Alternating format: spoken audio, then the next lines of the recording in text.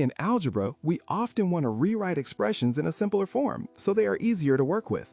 One common type of expression you'll see is a monomial. A monomial is just one term, like 7x, -3x squared, or 5ab cubed.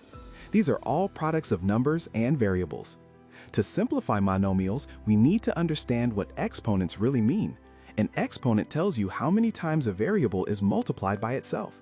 For example, y cubed means y times y times y. That idea explains the rules we use. Let's start by multiplying monomials with the same variable. Suppose we have y cubed times y to the fourth. Write them out. Y cubed is y times y times y. Y to the fourth is y times y times y times y. When you multiply them together, you now have 7 y's multiplied. That becomes y to the 7th.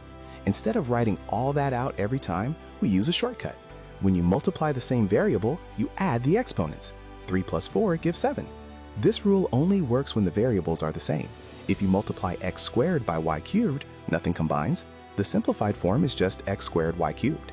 Now let's look at division. Take x cubed divided by x squared. Write it out. X cubed is x times x times x. X squared is x times x.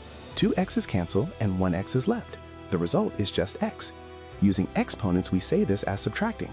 X cubed divided by x squared becomes x to the 3 minus 2, which is x to the first, or simply x. Another way to see this is to move the denominator to the top and change the sign of the exponent. Dividing by x squared is the same as multiplying by x to the -2. So here's the big idea. When you multiply monomials with the same variable, add the exponents. When you divide monomials with the same variable, subtract the exponents. Everything comes back to what exponents really mean: repeated multiplication.